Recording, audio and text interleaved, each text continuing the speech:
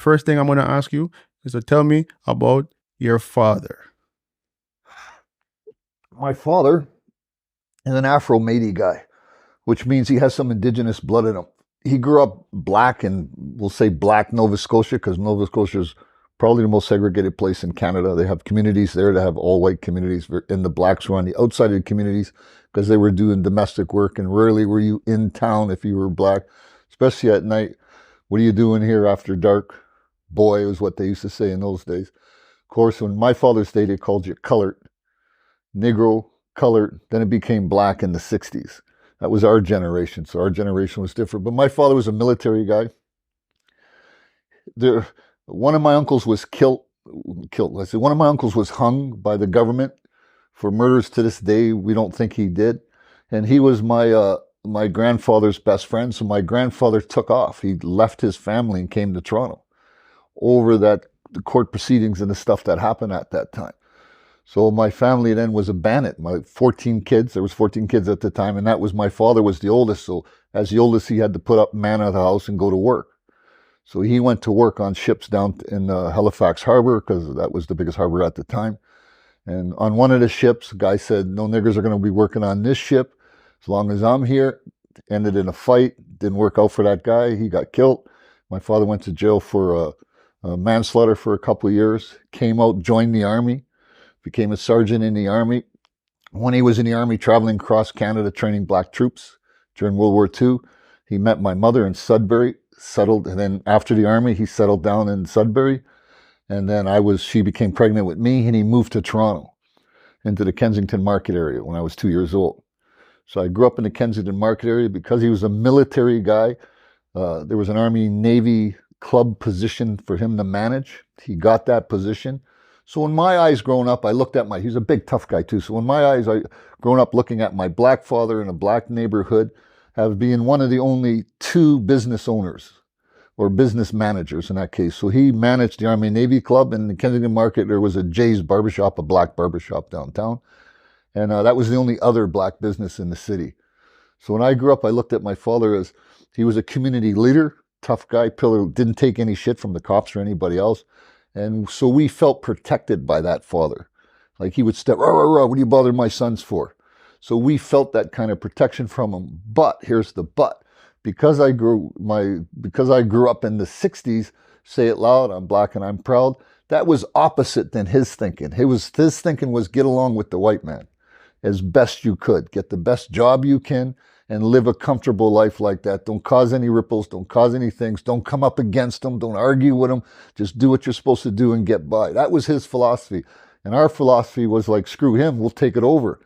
We're demanding our freedom. We're going to fight for our freedom. And that attitude in me caused me to join the Black Panther Party in 1971, which changed the direction of my life, because the Black Panther recruiter, with the head of the Baltimore Black Panther chapter, was crooked. And because he was crooked, he criminalized us in the application of revolution and the stuff that was civil rights movement at the time. My father said to me, I was 16 years old, so he said, why are you hanging around that 52-year-old man? And I said, because he does what you ain't doing. You are in the army, but you're in the white man's army. He's in the black man's army. Because my father kept saying, since we were kids, join the army, it'll make a man of you. Their soldiers say that, right? And we're like, screw you, because I didn't want to be him. I didn't want to be what I considered an Uncle Tom. I didn't want to be that. I wanted to be a revolutionary. I wanted to make a bigger difference, a bigger change. So there was this juxtaposition, this of philosophies between the two of us. We tried to get along. So when I was 15, just turning 16, I had a bunch of guns in the house. My mother found them, and my father went ape shit. Only one man in this house. What do you want all those guns for? Blah, blah, blah. So when I woke up the next morning, he said, I took the guns to the police station and gave them to them. If you want them, go ask them for them. So he kicked me out of the house, and a crew of us moved into an apartment building. We still went to school. We still went to the after-hour clubs at night, but I wasn't living at home now. Technically, I was on the streets, but I wasn't on the streets because we had our own apartments, right? So we're still cool. We had roof over our head. We had money coming in because we were hustling and stealing and stuff like that. So my father never condoned my criminal activity. He wasn't a thief. He didn't allow stolen goods into his house, that kind of stuff. Although I had uncles that were gangbangers, and they did. So there was the argument. The argument was, don't do what your uncles are doing. And in my mind is, I don't want to do what you're doing either. And what my uncles were doing was more entertaining, more fly, more hip, more happening. They had more girls in their cars. They had bigger and better stuff, right? Because they're hustling. So I went my uncle's route. My father stayed the pillar of the community. He's the only guy in North America, albeit a black guy, to wrestle a co-op project house off the government to create this co-op called Atkinson Co-op now. He's the only guy that did it. So we had this thing about him, about change, helping the community. Different than me. I was more angry, so revolution was the key, man. Pick up the gun, let's go to work, you know? So you're saying prior to James Brown, people used to more use the word color to describe themselves. Right. That was the 60s dynamic. The colored person was the 50s and 40s. Negroes were the 30s and 20s and back through history, through to slavery. So James Brown in the 60s came up with a song called Say It Loud, We're Black and Are Proud. And the whole world jumped on that, not just America. The whole world literally jumped on that. And kids around the world were starting to say it. Say it loud, I'm black and I'm proud. Growing big afros. Dancing like James Brown, talking that stuff. And within that umbrella of music was also revolution in the air. Like there was songs that inspired revolutionary activities.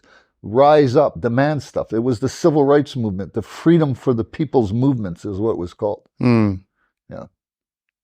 And in a way, if you kind of think about it, maybe even the past 50 years in the West has been the story of Black people's, I don't know if you want to call it unfolding, because what started then, it's kind of still going on now. Growing in their own self-identity. What we see the natives do now in Canada and North America, they're grasping onto their identities, and you see that on TV all the time now. That was us in the 60s. It was the same way. I see that as a mirror, different culture, different people, but at the same time with the same angst, the same historical content, the same disadvantages through slavery and Reconstruction, the same thing, and they're going through that now. And I see their voices being heard, and I see government money given to them, and that's all good, but I think we should join together. I think that pool of money is for us to do something. The change has to be within all those subcultures, those that were affected by colonialism. And you see that now, which is a real good thing in my part, because that Julie Black made that song 2 or 3 weeks ago, and the world went crazy because she changed one of the lyrics in the Canadian national anthem. Oh, when she's, instead of saying, in all thy sons, she said, in all of us command. Is that I think that's the one? The land. It was in the who owned the land, the native land. Yeah. You mean instead of saying our home and native land, our home, the native land, something like that. Yeah, exactly. And that caused a big change. Of course. That change there and the stuff you hear on the news, to me, is similar to the change James Brown did when he said, say it loud, I'm black and I'm proud. It was the same thing. It resonated the same way and caused. So you had white movie stars at that time saying, say it loud, I'm black and I'm proud. Just like you have white people now identifying with that Julie Black's change in that song, right? So I remember reading that you, as a boy, when you moved to Toronto, right, you remember experiencing maybe some racism from the neighborhood kids. The racism for me wasn't against kids because we can put them in check. It was against adults. So in my book, I write about my first racial experience was at Bathurst and Queen, where the streetcars turn around. We lived across the street, so we played in that little park. And the streetcar driver come out and said, I was 4 then, said, you little half-breeds, and N-words to the other guys, get out of here, it's dangerous in here. So to this day, I don't know if he was trying to help us out and just using those terms because he used them all his life, or he was being racist. Anyways, we were having one of those family picnic party stuff happening. There's 100 of us around the corner. So I went and told my father what he said and all my uncles and all their friends. And my father grabbed an axe when he came out. And my father's a dangerous guy because he was a military guy. He didn't take shit from no one. So he brought the axe for a reason, but the streetcar driver had already drove away.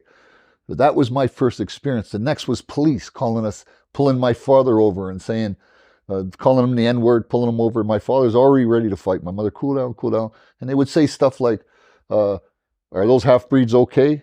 Are those your kids? Stuff like that, right? And I can remember in those days, which you guys would have never experienced because it wasn't your time, walking in the stores and the stores say, we don't serve you people. Or going to a gas station, the guy won't come out. You didn't pump your own gas in those days. He wouldn't come out. And you go, what's wrong? I don't serve black gas. Those were the type of racisms that changed and molded our generation, that kind of stuff. So it's like the southern states, Jim Crow stuff. It was happening up here too. So in Canada, in the Ontario school system, they desegregated the school system by law in 1967, as did Halifax. Although the school system here in Ontario, by general consensus, wasn't racist. There's lots of schools you go to, but there's schools you couldn't go to, especially rural schools. They would just say, no, we don't want you there.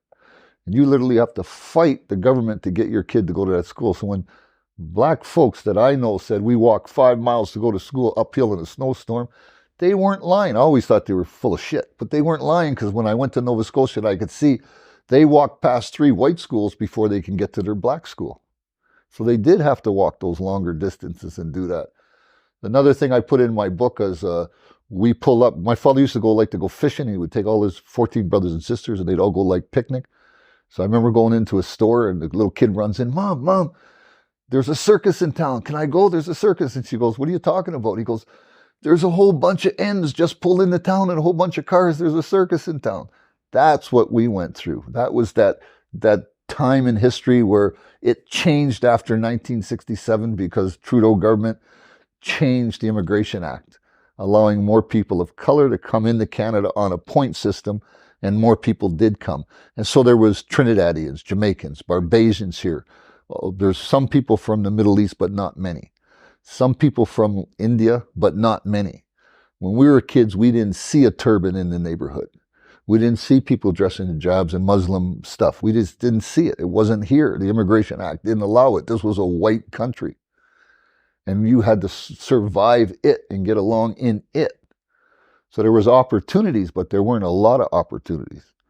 So there's an opportunity you could be a postman, because Albert Johnson was Canada's first black postman. So there was it out there. So one of my uncles was a postman. You can be a porter working on trains, because those jobs were available. But you're not going to be the head of any company I could think of. And like I was telling you before we went on air, there was only 2 black businessmen that I knew as a kid. When I was, let's say, 10 years old, was my father and the guy that was running the Jay's Barbershop, Jay that ran Jay's Barbershop. And then after the Immigration Act changed, boom, there was barbershops, and roadie joints started to pop up. The first one being across the street from Central Tech School, the next one being across the street from the Bathurst Subway, which are still there. The Bathurst Subway one's still there. He's been there a long, long time. So for us, that was like, wow, this is new. It's different. It's black difference to us, because we only knew American black or Canadian black. That's all we knew. Then all of a sudden there was a guy he's speaking West Indian, but he ain't speaking Jamaican, Patois. The hell is he speaking? It would be a Trini or something like that. And we got to understand and know that stuff, and the food differences and the taste differences and the girl differences when you're a teenage boy on the different cultures of the different communities, right?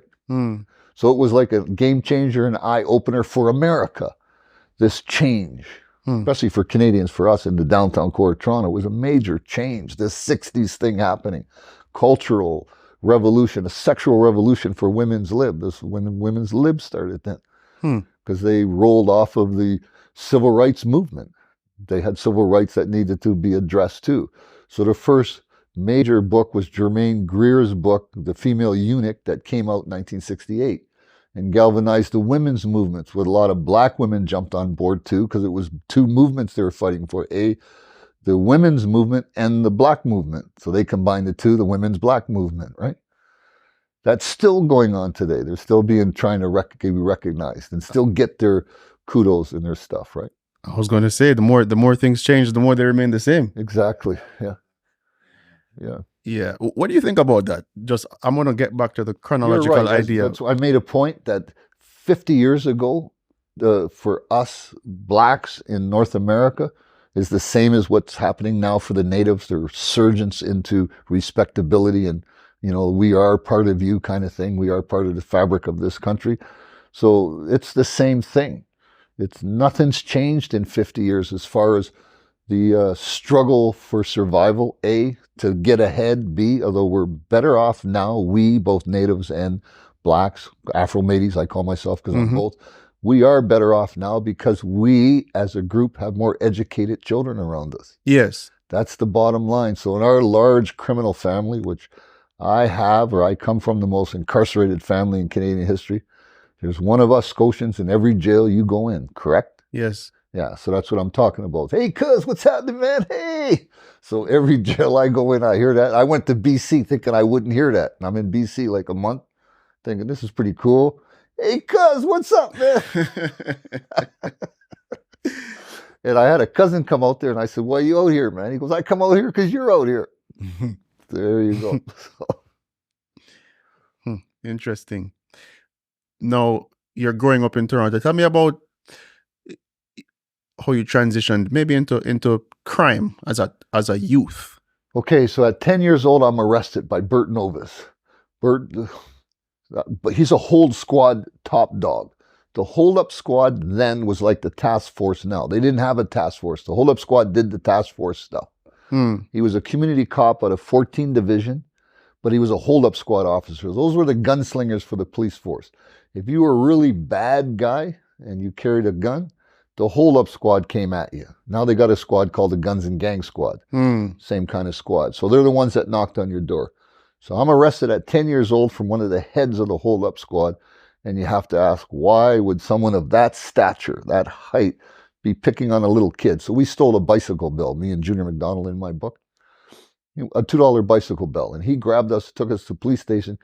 Junior fought back and kicked the other cop in the nuts. He said, kidnapper, help, help, help. So when he got to the police station, they tuned him up a little. So when I got to the police station with Novus, he just said, like, why are you doing this? You're smart enough not to. You can get work. Your father knows, all that kind. He's trying to help me out. So this head cop, trying to help me out at 10 years old, for the rest of my criminal career, that cop and me had it out with each other. We shot at each other on some shootouts we had, doing bank robberies. He tried to catch me year after year. And in trying to catch me, he also tried to help me. Sometimes he'd pull me over, guns out, and he'd say, listen, man, stop doing what you're doing. Change your work ethic. Go do something else. We're tired of doing this, man. You're going to get killed. And at the same time, he's shooting at me. That's the dynamic I had with this cop from 10 years old up. However, when I was 11 years old, I wrote in my book, I fixed a tire on my bike.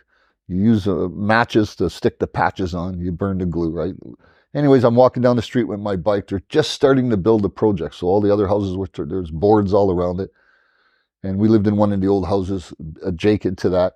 And a cop stopped me, took me to the police station and said, so I mentioned my father. He slapped me. I said, you can't slap me. My father will punch you out. And he said, if that N word bothers me, I'll just shoot him dead. That triggered in me something different. So that after that, I was like, how do I protect my father against these racist police? And at the same time in North America was Say It Loud, I'm Black and I'm Proud, the Black Panther movement and all that stuff coming about. My thing was go learn how to shoot, go get guns, and that's what I started to do. I started to break into anyone's house that I heard had a gun. I'd break in the house and steal the gun. I didn't break in your house for any other reason. And this is as a teenager. Yeah, I'm 11, 12 years old, and I'm acquiring weapons now, and I'm hiding them in the neighborhood, waiting for the revolution to happen so we can pull them out and go to work. And then when I was 14 years old, some guys beat up Crookendale in the Jewish market, Portuguese guys. We went up, tuned them up. And when we were coming back, one of our guys broke into one of the fruit stores, which we used to do a lot. We used to just pick the door. It's our neighborhood, so we didn't go clean that. We just go, if they had wine, we'd get a couple bottles of wine, some bread, some cheese, some canned goods, and we just take that, go to the park with the girls, play some music, and party. That's what we did. So when we broke into this particular store, I'm 14 years old, it's October. In the box was a gun that was in one of the stores. And I pulled the gun out. There was a light above me. I shot the light. It didn't go out. It was a .22 short, the smallest bullet you can get. So it didn't even break the light. But at the same time, a car pulled over. It was a brown car. He stopped, and a guy in a brown suit jumped out with a gun in his hand. And my thing is, he's the father of one of the guys we just tuned up. So I fired a shot over his head. He jumps down. Police, freeze. So that's, anyone who's ever heard that knows it's a game changer. We just fucking vanish into midair. I didn't get caught then. A month later, I do get caught with another guy, similar circumstances, similar play. The cop shot up the laneway, similar stuff, and they caught me then. Off to training school I went. And this is what age that you go to training school? 14. So between 11 and 14, like you've already started on a certain path. Exactly. Right? But between 11 and 14, the community leaders were, including my father, were ineffective of steering me out of that. And the reason my father couldn't even steer me out of that, because he didn't know my intent was to help him. Because you said something very interesting. You said you were stockpiling weapons for the revolution. So there's a part of you that was thinking of something higher and more noble, I guess. Down the road, yeah. So when I got to training school, then I indoctrinated myself, because in training school, the training school I was in was for people that had higher aptitudes in schoolwork. And that's like, it was training school is like boys for prison for kids, basically. Prison for kids. And that's in Bowmanville? No, it was called Simcoe. Okay. In Simcoe County. There was Bowmanville was one. It was the main reception. From Bowmanville, you either went to the Catholic one, St. John's, which is a lot of brutality, people talk of sexual abuse and all that, or you went to Hagersville, or you went to Simcoe if your aptitude tests were high enough. I went to Simcoe. For me, because Bert Novis wrote a letter to the provincial corrections saying that if I'm segregated from black people, I can probably turn out better. If you are segregated from black people. That's what he said. Yeah, you could do better. Remove me from the black community, I will probably come out to be a good guy. So they put me in this all-white training school. I talk about that in my book. And that had the opposite effect, because you're in with white boys that are teenagers, and they're running, you're correcting them all the time. So after a few weeks, you don't have to correct any more people. Everybody knows you're going to, but then when the new guy comes in, so I wrote in my book, and one little guy comes in, he goes, "Who's the rock of the joint?" That's the guy that's like the committee chairman kind. Well, the big colored guy's the rock of the joint. Ain't no N-word's going to be the rock when I'm here. I go to his cell, and he's like just a little pipsqueak. So I open his door. I go, "What did you just say?" "Don't hurt me."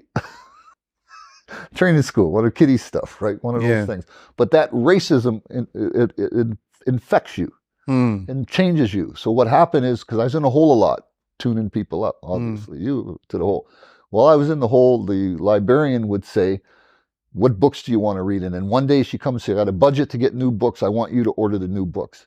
And I looked at the list, and all the bestsellers at that time, in 1968, 69, Malcolm X, Bobby Seale, Huey P. Newton, H. Rap Brown, all revolutionary books. I ordered those books, she brought them, and I read them. So when I came out of training school, I was fired up. I was hardcore, revolutionary, trained ideology in my mind, couldn't get it out for nothing. So you'd have been reading like the Frantz Fanon books and Frantz Fanon, the Black Skin, White Mask, all that. And all of those books that were, basically radicalizing. They were the bestsellers at the time. So when I came out, I was radicalized. So I was in the neighborhood, "Black power, all power to the people." And I had guns to back up my mouth. Therefore comes a black CIA agent named Warren Hart. In 1968, he came to Canada, nailed Douglas Rosie, who eventually became Prime Minister of Dominica. He wasn't able to nail Douglas Rosie because Douglas Rosie, older, smarter. They blew up the computer system in George Sir William University in Montreal. That got Douglas Rosie charged, along with Senator Ann Cools was charged then. Douglas Rosie got deported. Warren Hart then looks for a new victim because he's working for the government as a black CIA agent. We don't know. And he chose our crew. And because we were young and impressionable, we fell into that. So hold on, let me just recount this. I think you were telling me about this recently. Douglas Rosie, later the president of Dominica. Rosie Douglas, Rosie Douglas, right? Was here in Canada as a student, was involved in that Montreal incident. That's right. And got deported. Exactly. And now they're looking for a new set of youths to kind of latch on. They're not looking for youths. They're looking for black radicals that they can then investigate and destroy, if need be, for the good of the Canadian government. So they paid Warren Hart to do that. Warren Hart lied to them by grabbing our crew and impressing upon the government that our crew was the most dangerous crew in Canada. Okay, so tell me how you met Warren Hart then.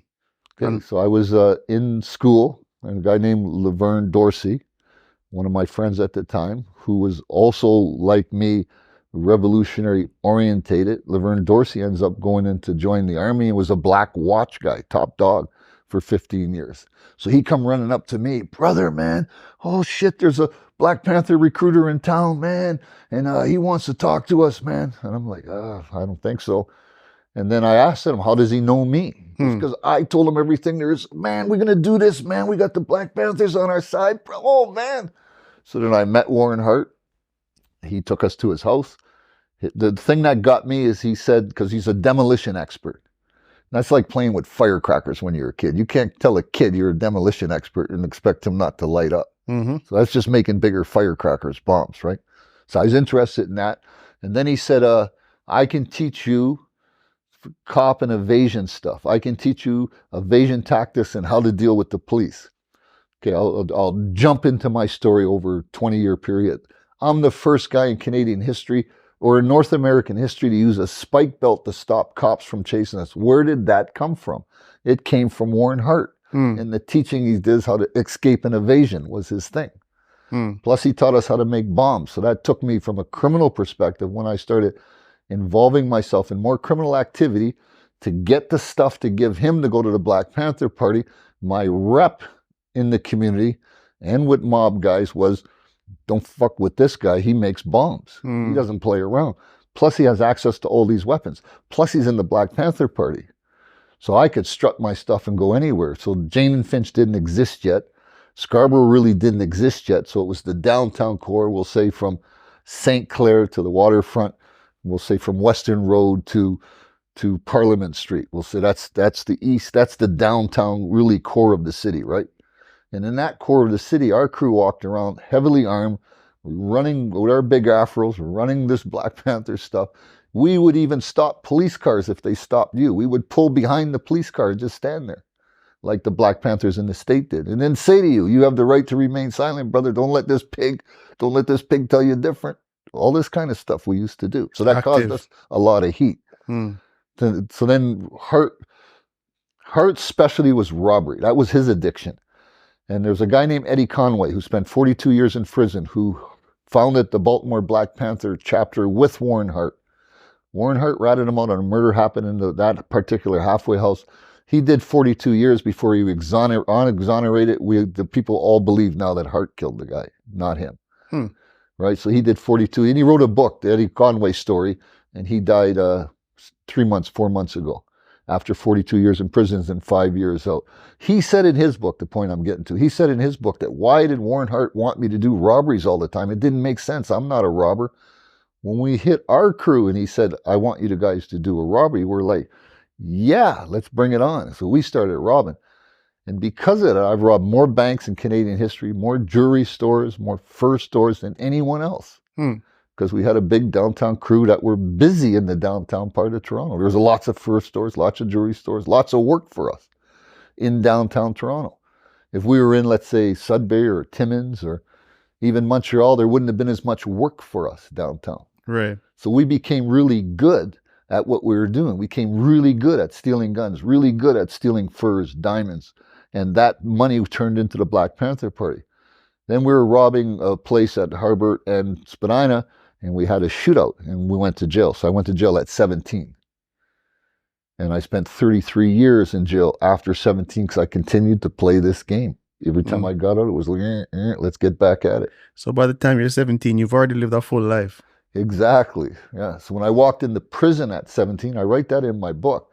When I walked into prison, an adult prison, the toughest prison in Canada at 17, I wasn't afraid, man. Which prison was that?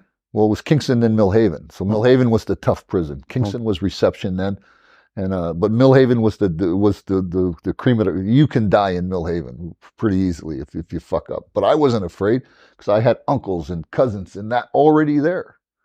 I had problems when I got there. Hey, man, watch your back because your uncles and that had a beef with some white boys in Fort Block. Those white boys are here now. That kind of stuff. And it's like, yeah, bring it on. Because of my father and his raising us to be strong, tough, young black men, that was his thing. And I went into that environment with that attitude because of the indoctrination and the books I read about American black leaders, how they survived prison because of Warren Hart, stand up, be a man, fight, fight, fight. Because of that, at 17 years old, I walked in prison as a leader, not a follower. That was the difference. So as a leader walking into prison, as a young leader, the administration is on your case. I suffered a lot of hole time again. Yo, let's go to the hole. Why? I wrote in my book one story. I'm in my cell, they come with guns. What's up? Task force. You were ordered by the warden to be removed, put in solitary confinement. I'm sleeping. What did I do? We can't say anything. So anyways, it turns out that one of my co-accused, Franz Martin, a Trini, he threw a plate of eggs against the wall coming out of the kitchen in the prison. The guard said, where are you going with that? No food allowed out of the kitchen. I'm bringing it to Atkinson. He doesn't get food. He doesn't run this joint. And he threw it against the wall. They locked me up because he threw the food against the wall. So when I see the warden on Tuesday morning, he goes, what happened? I go, I don't know. Ask him, ask the head of security. And he said, what happened? And the warden said, what are you, nuts? Where's the guy that threw the eggs? Well, we didn't think that locking him up would have mattered, but there could have been a race riot here because he didn't get his eggs. That's what the keeper said. I couldn't believe it.